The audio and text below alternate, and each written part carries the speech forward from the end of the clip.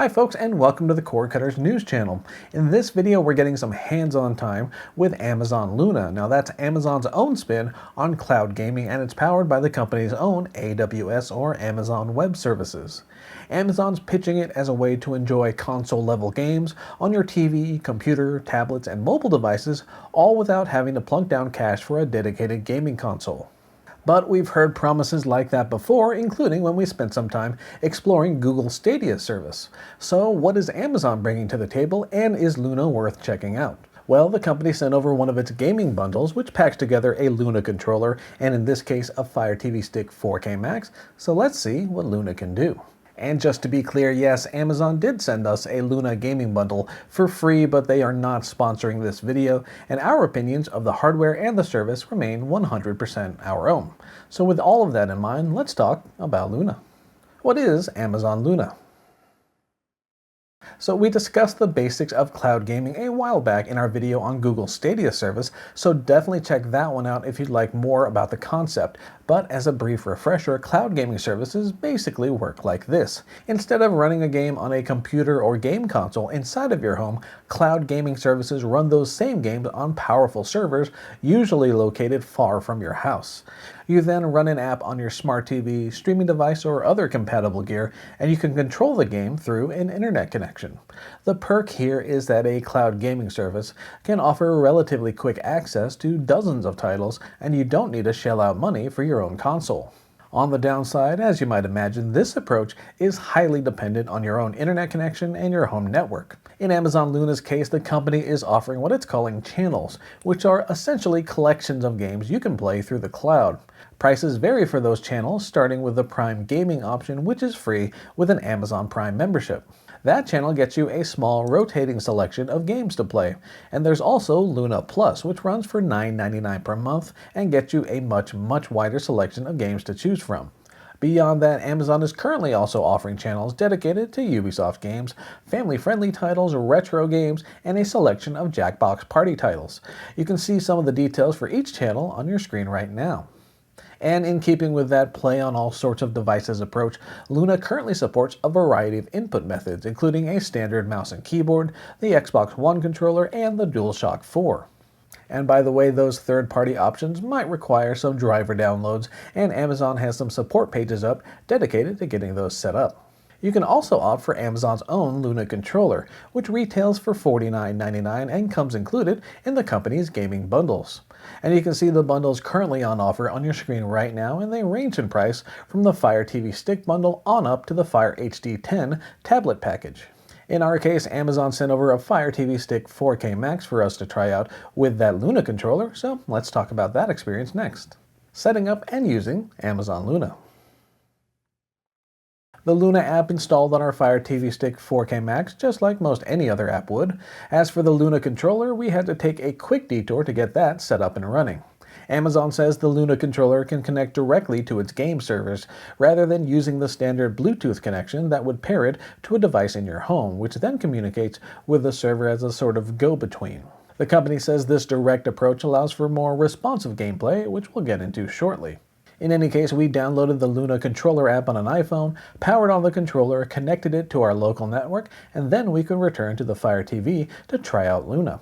The main menu should feel pretty familiar to anyone who's used a Fire TV device recently. You get a long list of categories arranged in rows that you can explore.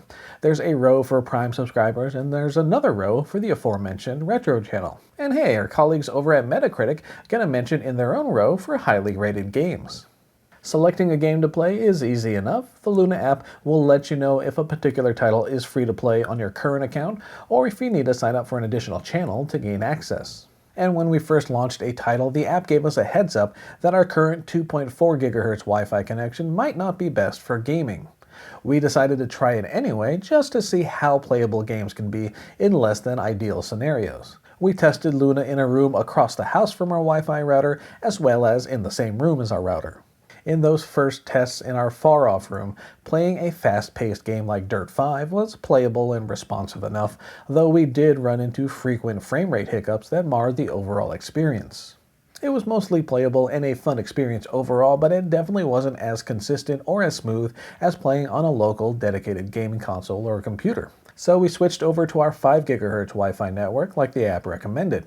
And oddly enough, frame rates and the overall experience did seem smoother and more consistent once we made the switch. Unsurprisingly, we had our smoothest, most lag-free Luna experience when we were in ideal conditions, namely with the Fire TV Stick 4K Max connected to our living room TV just a few feet away from our Wi-Fi router.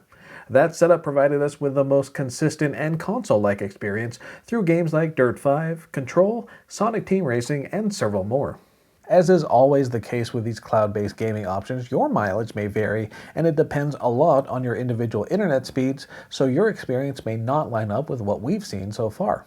And you can adjust quality settings to max out at 1080p or knock it down to 720p. That top-end option uses around 10 GB per hour, while the 720p option halves that to around 5 GB an hour.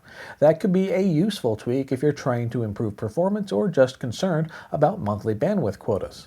We did run into more obvious issues playing Sonic Mania via our iPhone, where the frame rate and audio dipped back and forth, and you can listen to an example here.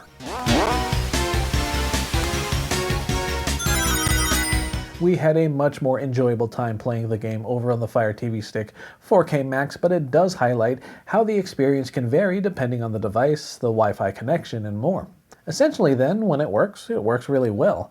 But as with many cloud-based services, there are times when the remote access roots shine through.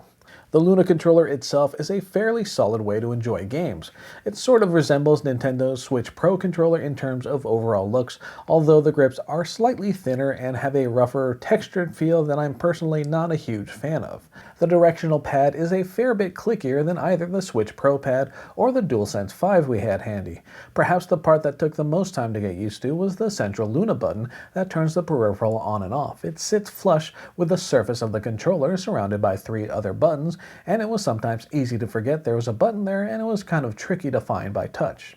Amazon also sent over a handy clip that attaches a smartphone to the controller for mobile gaming. That setup was a bit top-heavy with our iPhone 11 Pro, but the experience was enjoyable overall, minus those hiccups we mentioned earlier, and the phone stayed solidly in place. Our thoughts on Amazon Luna. So on a technological level, Amazon's Luna definitely works. We don't exactly have the fastest or most robust internet connection in our home, but we were still able to enjoy some fast-paced games without too many quirks, especially after we jumped to the 5 GHz Wi-Fi network. And the Luna controller is a good way to control most games. It might not be as comfortable in the hands as, say, the DualSense 5, but it seems well built and able to tackle lengthy gaming sessions. The main concern, as with any gaming service, is the overall library. If the rotating selection of freebies that come with a Prime membership aren't to your liking, you'll have to explore the various channels on offer to see which, if any, are the most appealing.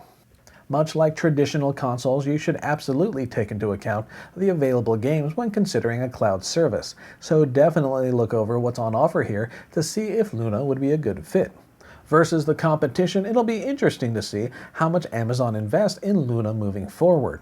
While Google has scaled back its Stadia plans, Microsoft is still going full steam ahead with Game Pass, and it looks like Sony's reworking its offerings as well.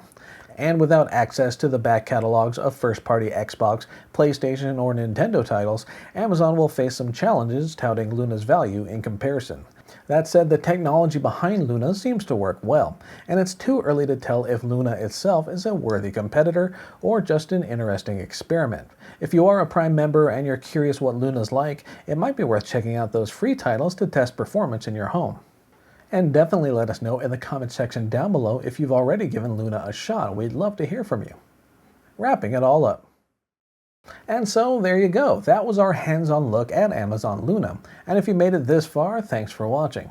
Before you click onto something else, please take a moment to consider clicking on those like and subscribe buttons down below. Both of those are hugely important and we'd greatly appreciate the support. And don't forget to check out our news website, cordcuttersnews.com, for all the latest streaming and cord-cutting headlines 24/7. For now though, my name is Philip Palermo. Thanks again for tuning in and we'll see you next time. Take care.